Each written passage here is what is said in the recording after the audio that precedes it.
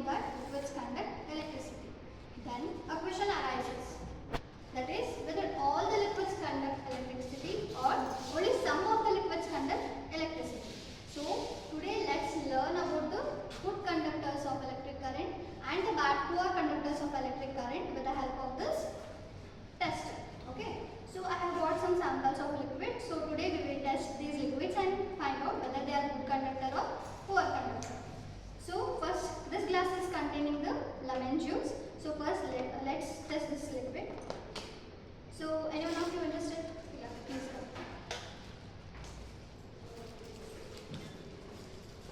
So I will dip these testers in the lemon juice. You observe whether the tester will use or not. It's glowing. Yeah, it's glowing. It's done. So when I dipped the tester in lemon juice, first example, when I dip the tester in lemon juice, the tester glows. Now let's see what about the second sample. So this glass it's containing vinegar. So let's test this. Anyone of you can come? Yeah, please.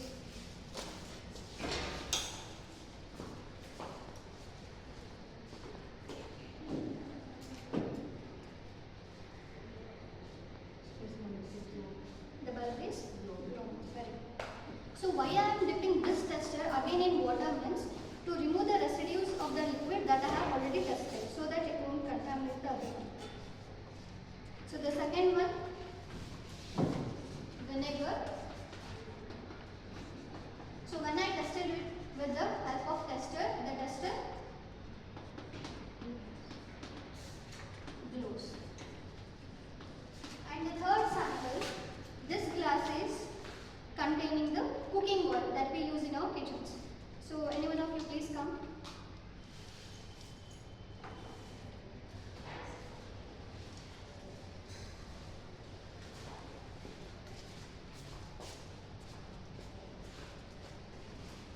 So do you observe any bulb glowing?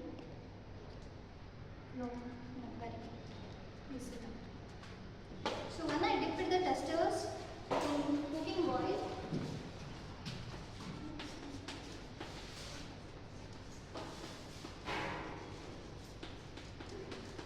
the tester does not glow.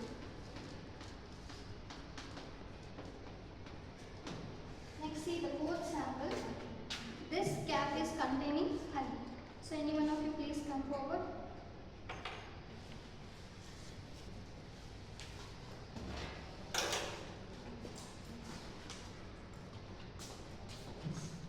So when I dip these testers in the honey, do you observe any bulb glowing? No.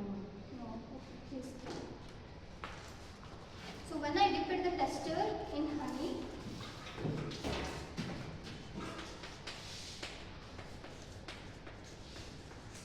the tester does not glow. So children, what common observation can you do from these four examples?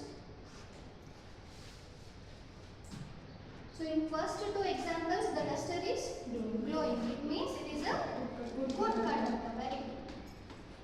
It is a good conductor. In the third and fourth example, the tester does not glow. Means these are called as poor conductors.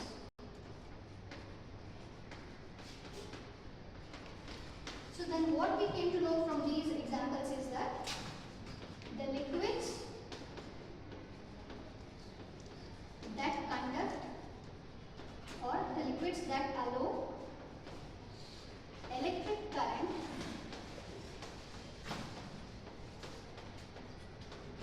to pass through them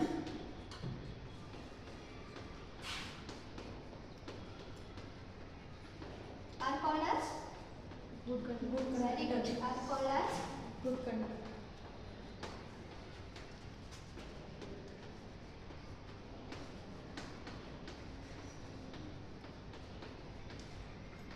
Then the liquids that does not allow electric current are called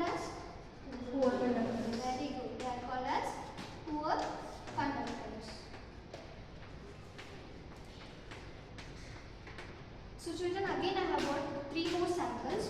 So let's check whether these liquids conduct electric current or not. So are you curious for testing this? Yes. Yeah, please anyone you can come and test.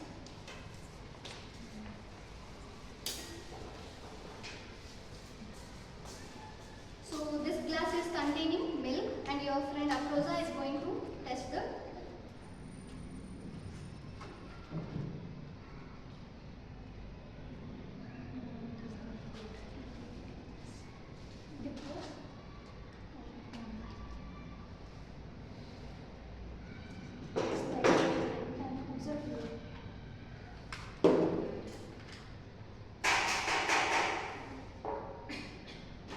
Can you see?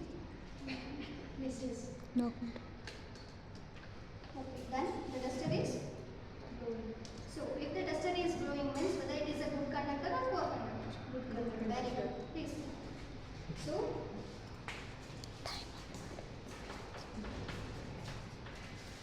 when your friend lifted the duster in milk, the duster glows. It means it is a good conductor.